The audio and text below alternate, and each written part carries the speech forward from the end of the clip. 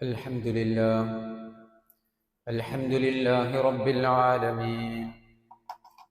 نحمده ونستعينه ونؤمن به ونتوكل عليه، ونعوذ بالله من شرور أنفسنا ومن سيئات أعمالنا. من يهده الله فلا مضل له ومن يضلل فلا هادي له، وأشهد أن لا إله إلا الله وحده لا شريك له، وأشهد أن محمدا عبده ورسوله، أرسله بالهدى ودين الحق ليظهره على الدين كله ولو كره المشركون. اللهم صل على محمد وعلى آل محمد كما صليت على إبراهيم وعلى آل إبراهيم إنك حميد مجيد.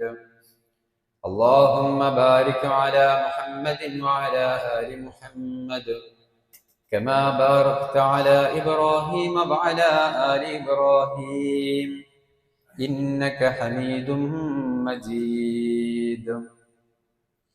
أما بعد فإن خير الكلام كلام الله، وخير السنن سنن محمد صلى الله عليه وسلم، وشر الأمور محدثاتها وكل محدثة بدعة وكل بدعة ضلالة وكل ضلالة في النار. أعوذ بالله السميع العليم من الشيطان الرجيم. يا أيها الذين آمنوا اتقوا الله حق تقاته ولا تموتن إلا وأنتم مسلمون. يا أيها الذين آمنوا اتقوا الله وقولوا قولا سديدا يصلح لكم أعمالكم ويغفر لكم ذنوبكم، ومن يطع الله ورسوله فقد فاز فوزا عظيما. بسم الله الرحمن الرحيم. ومن آياته أن خلق لكم من أنفسكم أزواجا لتسكنوا إليها وجعل بينكم مودة ورحمة إن في ذلك لآيات لقوم يتفكرون. സ്നേഹം നിറഞ്ഞ സത്യവിശ്വാസികളെ, വിശ്വാസിനികളെ, റഹ്മാനും റഹീമുമായ അള്ളാഹുവിൻ്റെ വിധിവിലക്കുകളും നിയമനിർദ്ദേശങ്ങളും ജീവിതത്തിൻ്റെ മുഴുവൻ സന്ദർഭങ്ങളിലും കാത്തു സൂക്ഷിച്ച്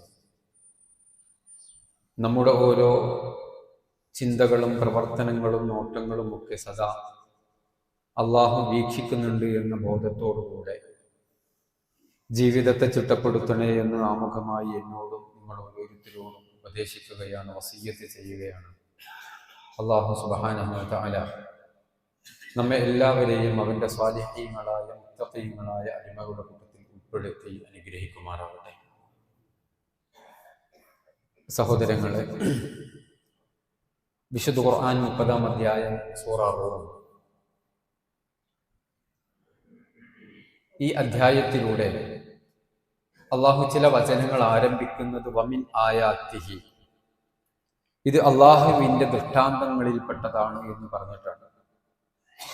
അഥവാ അള്ളാഹു സുബ്ഹാനഹു വ തആല ഉണ്ട് എന്നതിനുള്ള തെളിവാണ് ഇത് എന്ന് പറഞ്ഞിട്ട് അള്ളാഹു മനുഷ്യന്റെ അത്യത്ഭുതകരമായ സൃഷ്ടിപ്പിനെ കുറിച്ചിട്ട് പരാമർശിക്കുന്നുണ്ട്. മനുഷ്യർ ഉപയോഗിക്കുന്ന വ്യത്യസ്ത രാജ്യങ്ങളിൽ ഉപയോഗിക്കുന്ന, വ്യത്യസ്ത നാടുകളിൽ ഉപയോഗിക്കുന്ന വ്യത്യസ്ത ഭാഷകൾ, അതേ പ്രകാരം വ്യത്യസ്ത സ്ഥലങ്ങളിൽ നിവസിക്കുന്ന മനുഷ്യർക്കുള്ള വ്യത്യസ്ത കളറുകൾ, ഇതൊക്കെ പ്രതിപാദിച്ചിട്ട് അള്ളാഹു പറയുന്നു, ഇതൊക്കെ വമിൻ ആയാത്തിഹി, ഇതൊക്കെ അള്ളാഹു ഉണ്ട് എന്നതിനുള്ള ദൃഷ്ടാന്തങ്ങളാണ്. ആകാശത്തെക്കുറിച്ചും ഭൂമിയെക്കുറിച്ചും ആകാശത്ത് നിന്ന് നമുക്ക് ലഭിച്ചുകൊണ്ടിരിക്കുന്ന കോരിച്ചൊരിയുന്ന മഴയെക്കുറിച്ചും അത്തരം സന്ദർഭങ്ങളിൽ നാം കാണുന്ന പ്രകൃതി പ്രതിഭാസങ്ങളായ ഇടിമിന്നലുകളെ കുറിച്ചും ഒക്കെ പ്രതിപാദിക്കുന്നുണ്ട് ഈ സൂറത്തിൽ അള്ളാഹു സുബ്ഹാനഹു വ തആല. എന്നിട്ട് അവിടെയൊക്കെ അള്ളാഹു പറയുന്നത് വമിൻ ആയാതിഹി, ഇതൊക്കെ അള്ളാഹുവിന്റെ ദൃഷ്ടാന്തമാണ്. ഇതിൽ ഉറ്റാലോചിക്കുന്ന, ചിന്തിക്കുന്ന, ഗവേഷണ പഠന മാനസിക അവസ്ഥയോടുകൂടെ ഇത്തരം വിഷയങ്ങളിലേക്ക് തിരിയുന്ന മനുഷ്യർക്ക് വലിയ പാഠങ്ങൾ, വലിയ ദൃഷ്ടാന്തങ്ങൾ ഇവകളിൽ നിന്ന് ലഭിക്കുമെന്ന് അല്ലാഹു സുബ്ഹാനഹു വ തആല പഠിപ്പിക്കുന്നു. ഞാൻ സൂചിപ്പിച്ചു വരുന്നത്, ഇത്തരം അത്യത്ഭുതകരമായ വിഷയങ്ങളെ പ്രതിപാദിക്കുന്നിടത്ത് സൂറത്ത് റൂമിന്റെ 21-ാമത്തെ വചനത്തിൽ അല്ലാഹു സുബ്ഹാനഹു വ തആല ഒരു കാര്യം സൂചിപ്പിക്കുന്നുണ്ട്. അതാണ് ഞാൻ ആമുഖമായി നിങ്ങളുടെ മുമ്പാകെ ഓതി വെച്ച ആയത്ത്. അവിടെയും അല്ലാഹു തുടങ്ങുന്നത് വമിൻ ആയാതിഹി, അള്ളാഹുവിന്റെ ദൃഷ്ടാന്തങ്ങളിൽ പെട്ടതാണ്, അള്ളാഹു ഉണ്ട് എന്നതിനുള്ള തെളിവാണ്. എന്താണ് അള്ളാഹു സുബ്ഹാനഹു വ തആല അവിടെ സൂചിപ്പിക്കുന്നത്? അൻ ഖലഖ ലക്കും മിൻ അൻഫുസികും അസ്വാജ, നിങ്ങളെ ആണും പെണ്ണുമായി സൃഷ്ടിച്ചു എന്നുള്ളത്, നിങ്ങളെ പരസ്പരം ഇണകളാക്കി സൃഷ്ടിച്ചിരിക്കുന്നു എന്നുള്ളത് വമിൻ ആയാതിഹി, അത് അള്ളാഹുവിന്റെ ദൃഷ്ടാന്തങ്ങളിൽ പെട്ടതാണ്. ഇതാണ് അല്ലാഹു സുബ്ഹാനഹു വ തആല വളരെ കൃത്യമായി കൊണ്ട് ഈ വചനത്തിലൂടെ നമ്മെ പഠിപ്പിക്കുന്നത്. നിങ്ങളെ ഇണകളാക്കി സൃഷ്ടിച്ചിരിക്കുന്നു എന്നത് അല്ലാഹു ഉണ്ട് എന്നതിനുള്ള തെളിവാണ്. അത് കൂടുതൽ പഠിക്കുകയും മനസ്സിലാക്കുകയും ചെയ്യുന്നവരെ സംബന്ധിച്ചിടത്തോളം അതിൽ അള്ളാഹുവിനുള്ള തെളിവ് ലഭിക്കുമെന്നാണ് അല്ലാഹു സുബ്ഹാനഹു വ തആല പറയുന്നത്. നമ്മൾ ആലോചിച്ചു നോക്കൂ, വ്യത്യസ്ത നാടുകളിൽ വ്യത്യസ്ത മാതാപിതാക്കളുടെ മക്കളായിക്കൊണ്ട് ജനിച്ച രണ്ടുപേർ, വ്യത്യസ്തമായ അന്തരീക്ഷത്തിൽ ജീവിച്ചു വളർന്ന വ്യത്യസ്ത സ്വഭാവമുള്ള രണ്ടുപേർ ഒരു നിക്കാഹിന്റെ സദസ്സിൽ ആ കൈകൊടുത്ത് നിക്കാഹിന്റെ വചനങ്ങൾ പറയുന്നതോടുകൂടെ അവരൊന്നായി തീരുകയാണ്. അവർ പരസ്പരം വളരെയധികം കാരുണ്യമുള്ള, പ്രണയമുള്ള, സ്നേഹമുള്ള വല്ലാത്തൊരു അവസ്ഥയിലേക്ക് എത്തിച്ചേരുകയാണ്. ഇന്നലെ വരെ അപരിചിതരായി കഴിയുന്നവർ, ഇന്നലെ വരെ ഏതോ മാതാപിതാക്കൾക്ക് പിറന്ന് അറിയാത്തവരായി, തീർത്തും പരിചിതമല്ലാത്ത രൂപത്തിൽ, തീർത്തും മറ്റൊരു കുടുംബത്തിൽ ജീവിച്ചിരുന്നവർ, അവർ ഇന്ന് ഒന്നാണ്. ഒരു മറയും അവർക്കിടയിലില്ല.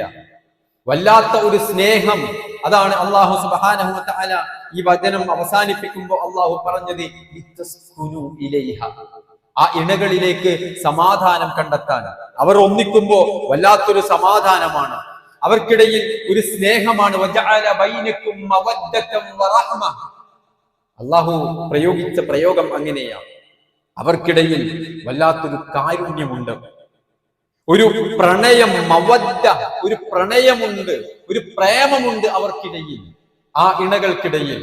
ഇത് നിക്ഷേപിച്ചിട്ടുള്ളവൻ അല്ലാഹു സുബ്ഹാനഹു വ തആല. കേവലം ഒരു പ്രണയം മാത്രമല്ല, ഏതെങ്കിലും ഒരു ആണ് പെണ്ണിനെ കാണുമ്പോയോ ഒരു പെണ്ണ് ആണിനെ കാണുമ്പോയോ ഉള്ള ഒരു സ്നേഹമല്ല, മറിച്ച് റഹ്മ. ഞാൻ ഭക്ഷണം കഴിച്ചിട്ടില്ല എങ്കിൽ എന്റെ ഭാര്യ എന്നെ കാത്തിരിക്കുന്നു, അവള് കഴിക്കാതെ എനിക്ക് കഴിക്കാൻ സാധിക്കുന്നില്ല. അവർക്കൊരു രോഗം ഉണ്ടാകുമ്പോ അതെങ്ങനെ ചികിത്സിച്ചു മാറ്റാമെന്നുള്ള, അതിനേത് ഡോക്ടറെ കാണാം, എവിടെയാണ് ഏറ്റവും വിദഗ്ധമായ ചികിത്സ ലഭിക്കുന്നത്. അവർക്കൊരു പ്രയാസം ഉണ്ടാകുമ്പോ എനിക്ക് പ്രയാസം ഉണ്ടാകുന്നു, എനിക്ക് സങ്കടമുണ്ടാകുമ്പോ അവർക്കത് സഹിക്കാൻ കഴിയുന്നില്ല. ഇതൊക്കെയാണ് നമ്മുടെ കുടുംബ ബന്ധം, അതല്ലെങ്കിൽ ആ ഒരു ഭാര്യാഭർത്താക്കൾ തമ്മിലുള്ള ബന്ധം എന്ന് അല്ലാഹു സുബ്ഹാനഹു വ തആല. അതൊരു കാരുണ്യമാണ്. വജഅല ബൈനകും മവദ്ദതൻ വറഹ്മ, കേവലം ഒരു പ്രണയം മാത്രമല്ല, അതൊരു കാരുണ്യത്തിലൂട്ടിയ വല്ലാത്തൊരു പ്രണയത്തിന്റെ അവസ്ഥയാണ് എന്ന് അല്ലാഹു സുബ്ഹാനഹു വ തആല നമ്മെ പഠിപ്പിക്കുന്നു. ഇതാണ് കുടുംബ ജീവിതത്തിന്റെ അവസ്ഥ എന്ന് അല്ലാഹു സൂറത്തുൽ ബഖറയിലെ 187-ാമത്തെ വചനത്തിൽ ഇണകളെ കുറിച്ച് പറഞ്ഞിടത്ത് ഹുന്ന ലിബാസുൽ ലക്കും വഅൻതും ലിബാസുൽ ലഹുൻ, നിങ്ങൾ പരസ്പരം വസ്ത്രങ്ങളാണ് എന്നുള്ള രൂപത്തിലാണ്. എന്തിനാണ് വസ്ത്രം? അലങ്കാരത്തിന് നമ്മൾ ധരിക്കും.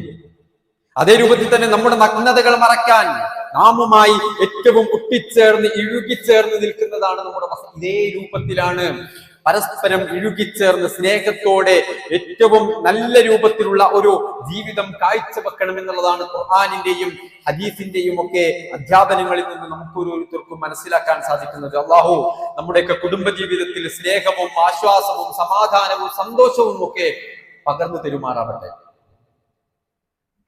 ഏതൊരു മേഖലകളിലും എന്നുള്ള രൂപത്തിൽ തന്നെ വൈവാഹിക രംഗത്ത് ഏത് രൂപത്തിലുള്ള കാഴ്ചപ്പാടുകൾ നമുക്കുണ്ടാകണം, എങ്ങനെ നമ്മൾ മുന്നോട്ട് പോകണം എന്നുള്ളയിടത്ത് നമുക്ക് മാതൃകാ പുരുഷൻ മഹാനായ മുഹമ്മദ് മുസ്തഫ സല്ലല്ലാഹു അലൈഹി വസല്ലമ തന്നെയാണ്. അവിടുത്തെ ജീവിതത്തിൽ തന്റെ പത്നിമാരോടുള്ള ഇടപെടലുകൾ, തന്റെ പത്നിമാരുമായിട്ടുള്ള സല്ലാപങ്ങൾ, സംസാരങ്ങൾ, പെരുമാറ്റങ്ങൾ, ഇതൊക്കെ ഒരു വിശ്വാസി എന്നുള്ള നിലക്ക് നമുക്ക് ഓരോരുത്തർക്കും മാതൃകയാണ്. നബി സല്ലല്ലാഹു അലൈഹി വസല്ലമ ആയിഷ റളിയല്ലാഹു അൻഹ പറയുന്നുണ്ട്, ഖദീജ ബീവി മരിക്കുന്നത് വരെ അല്ലാഹുവിന്റെ പ്രവാചകൻ മറ്റൊരു വിവാഹം കഴിച്ചിട്ടില്ല. പ്രവാചകന്റെ 25 വയസ്സും ഖദീജ ബീവിക്ക് അന്ന് 40 വയസ്സുമാണ്. 40 വയസ്സുള്ള പുരുഷൻ 25 വയസ്സുള്ള സ്ത്രീയല്ല. 25 വയസ്സുള്ള പ്രവാചകൻ സല്ലല്ലാഹു അലൈഹി വസല്ലം 40 വയസ്സുള്ള ഖദീജ ബീവിയാണ് വിവാഹം ചെയ്യുന്നത്. അവർ തമ്മിലുള്ള ആ സ്നേഹം ചരിത്രത്തിൽ നമുക്ക് കാണാൻ കഴിയും. വല്ലാത്തൊരു ആത്മബന്ധമായിരുന്നു പ്രവാചകനും ഖദീജ ബീവിയും തമ്മിൽ ഉണ്ടായിരുന്നത്. 40 വയസ്സോടടുത്തപ്പോ നബി സല്ലല്ലാഹു അലൈഹി വസല്ലമയ്ക്ക് ഏകാന്തനായി ഇരിക്കണമെന്ന തോന്നലുകൾ ഉണ്ടാകുകയും അങ്ങ് ഹിറാ ഗുഹയുടെ മലമുകളിലേക്ക് കയറി അവിടെ നബി സല്ലല്ലാഹു അലൈഹി വസല്ലമ ഇരുന്നു. ഇടയ്ക്ക് തിരിച്ചു വരും, ചില ദിവസങ്ങളിൽ വരില്ല. അങ്ങനെ വരാത്ത സന്ദർഭങ്ങളിൽ പ്രവാചകനുള്ള ഭക്ഷണവും കിട്ടി ആ കുന്നുകൾ കയറി ചെല്ലുന്നത് അന്ന് 55 വയസ്സ് പ്രായമുള്ള ഖദീജ റളിയല്ലാഹു അൻഹയാണ്. ഇന്നും പോയവരുണ്ടാവല്ലോ, അത് കണ്ടവരുണ്ടാവല്ലോ. ഇന്ന് സ്റ്റെപ്പുകൾ പണിത് തന്നിട്ടുണ്ട് നമുക്ക്. എങ്കിലും നമുക്ക് അവിടെ കയറി ചെല്ലാൻ 1.5 മണിക്കൂർ എടുക്കും. ഖദീജ ബീബി റളിയല്ലാഹു അൻഹ 55 വയസ്സുകാരിയായ ഖദീജ ബീബി റളിയല്ലാഹു അൻഹ തന്റെ പ്രിയപ്പെട്ടവന്റെ ഭക്ഷണവുമായി കൊണ്ട് കയറിയത് ഒരു തവണയല്ല, പല തവണകൾ തീർന്നില്ല. ഒരിക്കൽ പോലും ചോദിച്ചില്ല, എന്താ നിങ്ങൾക്ക് വേറെ പണിയൊന്നുമില്ലേ, എന്തിനാ നിങ്ങൾ ഇവിടെ വന്നത്, എന്താ നിങ്ങൾക്ക് അങ്ങോട്ട് വന്നൂടെ? ഇത്തരം ഒരു തരത്തിലുള്ള പ്രയാസത്തിന്റെ ചോദ്യങ്ങളുമില്ല.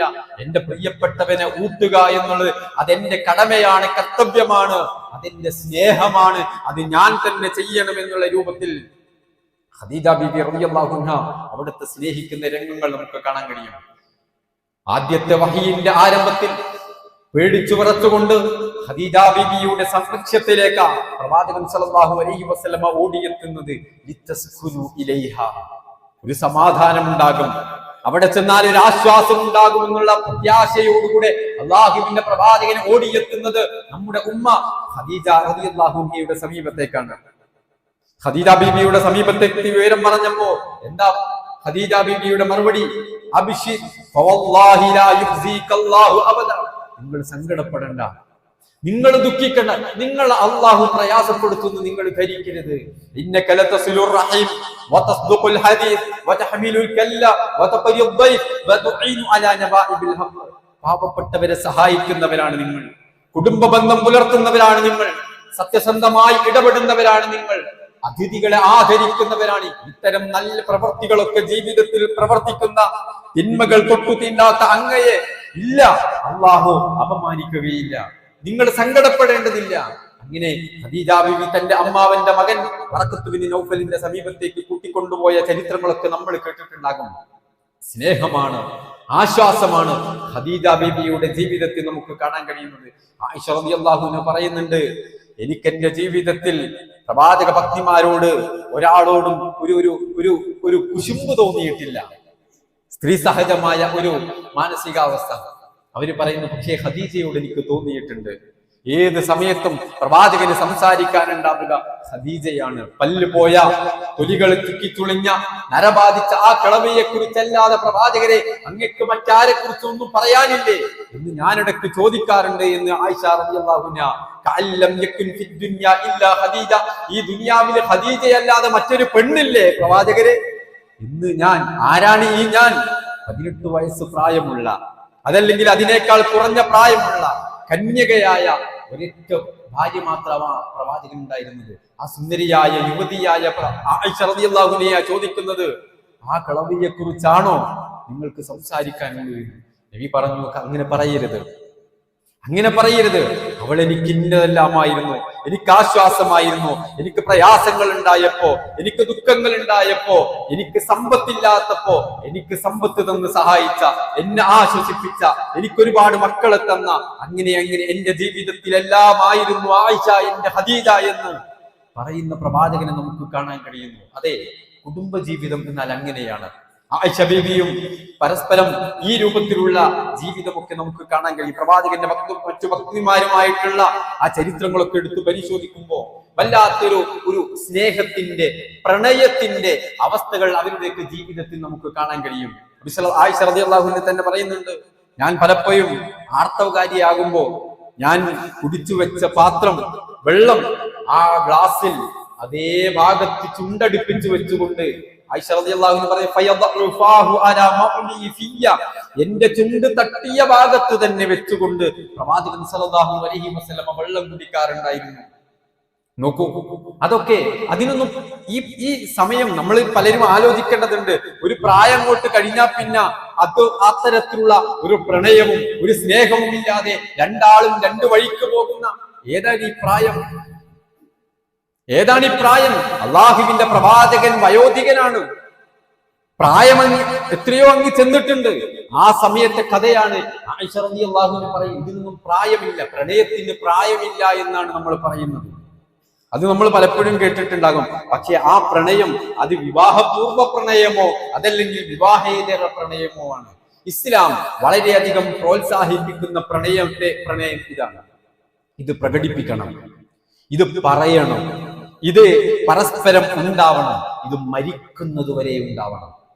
അല്ല ആ രൂപത്തിൽ അള്ളാഹുവിന്റെ വിശുദ്ധ ഖുർആൻ പറഞ്ഞതുപോലെ, റബ്ബനാ, അല്ലാഹുവേ, ഹബിലനാ മിൻ അസ്വാജിനാ വദുർരിയാതിനാ ഖുർറത അഅ്യുനിൻ വജഅൽനാ ലിൽ മുത്തഖീന ഇമാമ. പരലോകത്ത് ഞങ്ങളെ ഒന്നിപ്പിക്കണേ എന്നുള്ള പ്രാർത്ഥന വരെ ഉണ്ടാകണമെന്ന് അള്ളാഹുവിന്റെ വിശുദ്ധ ഖുർആനിൽ അല്ലാഹു സുബ്ഹാനഹു വ തആല വളരെ കൃത്യമായി നമുക്ക് പഠിപ്പിച്ചു തരുന്നു. ഇതാണ് ഇസ്ലാമിലെ പ്രണയം,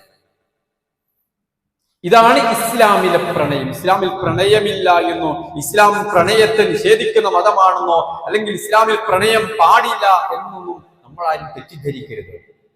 പക്ഷെ ഇന്ന് ലോകത്ത് വിഗ്രഹവൽക്കരിക്കുന്ന, മഹത്വവൽക്കരിക്കുന്ന മറ്റൊരു പ്രണയമുണ്ട്. അതേതാണ്? ഇന്ന് ഫെബ്രുവരി മാസം 14-ാം തീയതിയാണ്. ഇന്ന് വാലന്റൈൻസ് ഡേ എന്ന് പറഞ്ഞിട്ട് പരസ്പരം പ്രണയിക്കാനും തന്റെ പ്രണയം അവളോട് അതല്ലെങ്കിൽ അവനോട് പറയുവാനും പരസ്പരം ഗിഫ്റ്റുകൾ, സമ്മാനങ്ങൾ കൈമാറുവാനും ഒക്കെയുള്ള ഒരു ദിവസമായി കൊണ്ട് പലരും ഗണിക്കുന്നു. അതിന് സിനിമകളും അതുപോലെയുള്ള കലാരൂപങ്ങളും ഒക്കെ പ്രോത്സാഹനം കൊടുക്കുന്നു. അത്തരം പ്രണയങ്ങളെ, അത്തരം മുഹൂർത്തങ്ങളെ മഹത്വവൽക്കരിച്ച്, വിഗ്രഹവൽക്കരിച്ച് ഇതൊക്കെയാണ് ജീവിതം എന്നുള്ള രൂപത്തിൽ സർവ്വ തോന്നിവാസങ്ങളിലേക്കും കാലെടുത്തു വെക്കുന്ന ഇത്തരം ദിനങ്ങൾ വളരെ ഗൗരവത്തോടുകൂടെയാണ് വിശ്വാസികൾ ഇതിനെ നോക്കിക്കാണേണ്ടത്. ക്യാമ്പസുകളിൽ, സ്കൂളുകളിൽ, കോളേജുകളിലൊക്കെ ഇതിന്റെ പരിണിത ഫലങ്ങൾ നമ്മൾ അനുഭവിച്ചു കൊണ്ടിരിക്കുന്നുണ്ട്. പിന്നീട് കുറച്ചു കാലങ്ങൾക്ക് ശേഷം നമ്മൾ പിന്നെ കേൾക്കുന്നത് എന്താ?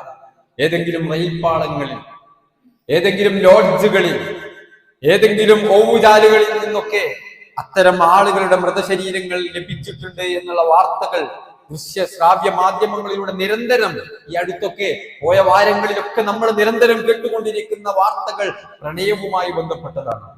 ഇത്തരം പ്രണയക്കുരുക്കുകളിൽ അകപ്പെട്ടു പോയ ആളുകളുടെ ദുരവസ്ഥകളെ കുറിച്ചാണ് നമ്മൾ കേട്ടുകൊണ്ടിരിക്കുന്നത്. ഇസ്ലാം കർശനമായി വിരോധിക്കുന്ന ഒരു മേഖലയാണിത്, വിവാഹപൂർവ്വ പ്രണയം.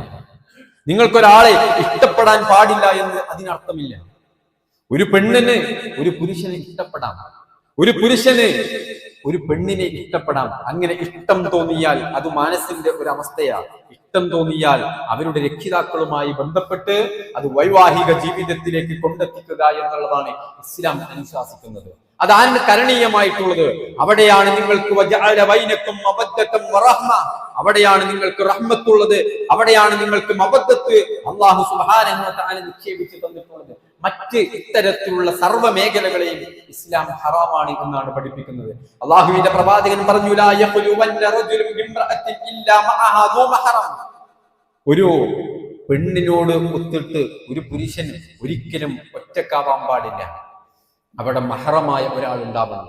വിവാഹബന്ധം ഹറാമായ ഒരാൾ ഉണ്ടാവണം. ഉപ്പയോ ആംഗ്ലയെ പോലുള്ള ഒരാൾ ഉണ്ടാവണം. അത് ഹറാമാണ്.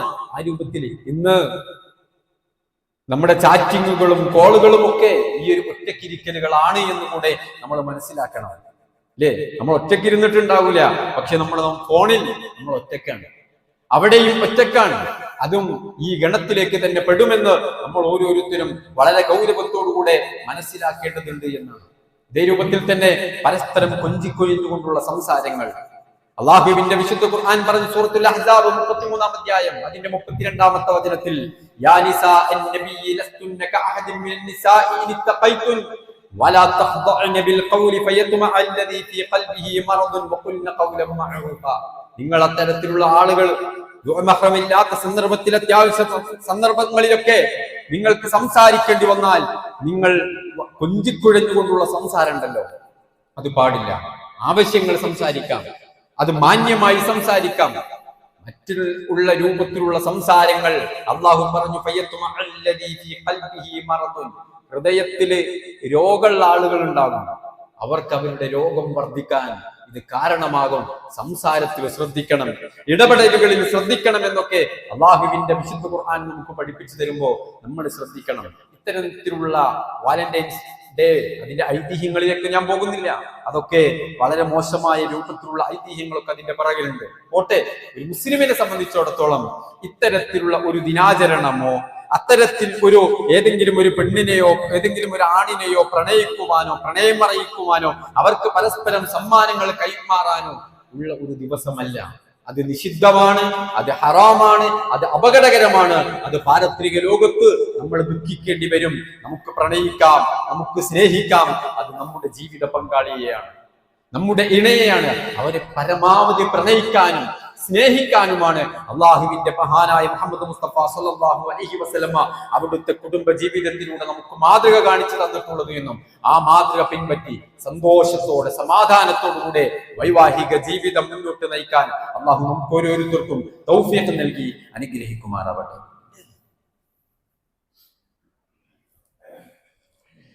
അൽഹംദുലില്ലാഹി റബ്ബിൽ ആലമീൻ അസ്സലാത്തു വസ്സലാമു അലാ അഷ്റഫിൽ അംബിയാഇ വൽ മുർസലീൻ വഅലാ ആലിഹി വഅസ്ഹാബിഹി അജ്മഈൻ. ഒരിക്കൽ കൂടി അള്ളാഹുവിനെ സൂക്ഷിച്ച് ജീവിക്കണമെന്ന് എല്ലാവരെയും ഓർമ്മപ്പെടുത്തുകയാണ്. ശഅബാൻ മാസം പാതിയോട് അടുത്തിരിക്കുകയാണ്.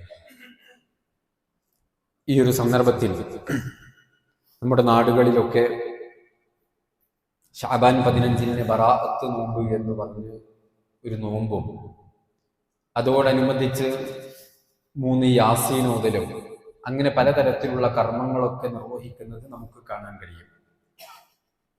ഈ മാസം ആരംഭത്തിൽ തന്നെ നടത്തിയ ഖുതുബയിലൂടെ ശഅബാൻ മാസത്തിന്റെ പ്രാധാന്യത്തെക്കുറിച്ചും അള്ളാഹുവിന്റെ പ്രവാചകൻ സ്വല്ലല്ലാഹു അലൈഹി വസല്ലം ശഅബാനിനെ പരിഗണിച്ചതിനെ കുറിച്ചിട്ടുമൊക്കെ പ്രമാണബദ്ധമായി തന്നെ നമ്മൾ ഓരോരുത്തരും മനസ്സിലാക്കിയതാണ്. ഈ വിഷയത്തിൽ നമ്മൾ മനസ്സിലാക്കേണ്ടത്, അങ്ങനെയൊരു നോമ്പ് ശഅബാൻ 15 നോമ്പ് അള്ളാഹുവിന്റെ പ്രവാചകൻ സല്ലല്ലാഹു അലൈഹി വസല്ലമ പഠിപ്പിച്ചിട്ടില്ല എന്നുള്ളതാണ്. എന്നാലും നോമ്പല്ലേ, നല്ലതല്ലേ എന്നുള്ള രൂപത്തിലൊക്കെയാണ് പലരും അത് എടുക്കുന്നത്. അവർക്കും അറിയാം അതിന് അനുയോജ്യമായ തെളിവുകളൊന്നുമില്ല എന്നുള്ളത്. പക്ഷേ 13, 14, 15 ദിവസങ്ങളിൽ എല്ലാ മാസത്തിലും ഉള്ളതുപോലെയുള്ള ഒരു നോമ്പ് 14-നുണ്ട്, 13-നുണ്ട്, 15-നുണ്ട് എന്നതിലപ്പുറത്ത് ബറാഅത്ത് നോമ്പ് എന്നുള്ള രൂപത്തിൽ ഒരു നോമ്പില്ല എന്ന് വളരെ കൃത്യമായി കൊണ്ട് മഹാന്മാരായ മുഹദ്ദിസുകൾ, മഹാന്മാരായ ഉലമാക്കളൊക്കെ തന്നെ അത്തരം ഹദീസുകളൊക്കെ വിശദീകരിച്ചുകൊണ്ട് നമുക്ക് പഠിപ്പിച്ചു തരുന്നുണ്ട്. ഇബ്നു മാജയിൽ ഉദ്ധരിക്കപ്പെടുന്ന ഒരു ഹദീസ് ഉണ്ട്. ഇദാ കാനത് ലൈലത്തുൻ നിസ്ഫി മിൻ ശഅബാൻ, ശഅബാനിലെ 15-ാം തീയതിയായാൽ ഫഖൂമു ലൈലഹ, അതിന്റെ രാവ് നിങ്ങൾ നിന്ന് നിസ്കരിക്കണം. വസൂമു യൗമഹ, അതിന്റെ പകല് നിങ്ങൾ നോമ്പെടുക്കുകയും വേണം എന്നൊരു ഹദീസ് ഉണ്ട്. ഈ ഹദീസിനെ വിശദീകരിച്ചുകൊണ്ട് ശാഫിഈ മദ്ഹബിലെ തന്നെ മഹാനായ പണ്ഡിതൻ ഇമാം ഇബ്നു ഹജർ അൽ ഹൈതമി റഹിമഹുല്ലാഹ് അദ്ദേഹം രേഖപ്പെടുത്തുന്നത് കാണാം. വഅമ്മാ സൗമു യൗമിഹ, അന്നത്തെ നോമ്പ് ഫഹുവ സുന്നത്തുൻ, അത് സുന്നത്താണ്. ശഅബാൻ 15ന്റെ നോമ്പ് വഹുവ സുന്നത്തുൻ, അത് സുന്നത്താണ്. മിൻ ഹൈതു ഖൗലുഹു മിൻ ജുംലത്തിൽ അയ്യാമിൽ ബിയദ്, എങ്ങനെ അയ്യാമിൽ ബിയദ്പ്പെട്ട 13, 14, 15 ഈ ദിവസത്തിൽപ്പെട്ട ഒരു ദിവസമാണ് 15 എന്ന രൂപത്തിൽ അന്ന് നോമ്പ് സുന്നത്താണ്. ലാ മിൻ ഹൈതു ഖുസൂസുഹു, വേറൊരു പ്രത്യേകത അതിനില്ല. ഇന്ന് പറയുന്നത് പോലെ ബറാഅത്ത് രാവ് എന്നുള്ള രൂപത്തിൽ അല്ലെങ്കിൽ ബറാഅത്തിന്റെ നോമ്പ് എന്നൊരു പ്രത്യേകത അതിനില്ല. വൽ ഹദീസുൽ മദ്കൂർ അൻ ഇബ്നു മാജ, നേരത്തെ പറഞ്ഞ ഈ ഇബ്നു മാജയിലുള്ള ഈ ഹദീസിന്റെ അവസ്ഥ ദഈഫ്, അത് ദുർബലമാണ്. ഇങ്ങനെ തന്നെയാണ് ഈ വിഷയവുമായി ബന്ധപ്പെട്ട് ചർച്ച ചെയ്ത മുഴുവൻ പണ്ഡിതന്മാരും രേഖപ്പെടുത്തുന്നത്. ഇത്തരത്തിലുള്ള ബിദ്അത്താണെന്ന് മനസ്സിലായതിനു ശേഷവും അത് ജീവിതത്തിൽ പകർത്തുക എന്നുള്ളത്, അത് കൊണ്ടു നടക്കുക, അത് ആഘോഷിക്കുക എന്നുള്ളത് അള്ളാഹുവിന്റെ പ്രവാചകൻ സല്ലല്ലാഹു അലൈഹി വസല്ലമയെ ധിക്കരിക്കുന്നതിന്, അനുസരണക്കേട് കാണിക്കുന്നതിന് തുല്യമാണെന്നും അത്തരത്തിലുള്ള ഇബാദത്തുകൾ, അത്തരത്തിലുള്ള പ്രവർത്തനങ്ങളിൽ നിന്ന് വിശ്വാസികൾ മാറി നിൽക്കണമെന്ന ഗൗരവമേറിയ പ്രവാചകന്റെ താക്കീതുകൾ നമ്മൾ ഓരോരുത്തരും ശ്രദ്ധിക്കണമെന്ന് ഓർമ്മപ്പെടുത്തുകയാണ്. അള്ളാഹു സുബ്ഹാനഹു വ തആല നമ്മെ ഓരോരുത്തരെയും അനുഗ്രഹിക്കുമാറാവട്ടെ.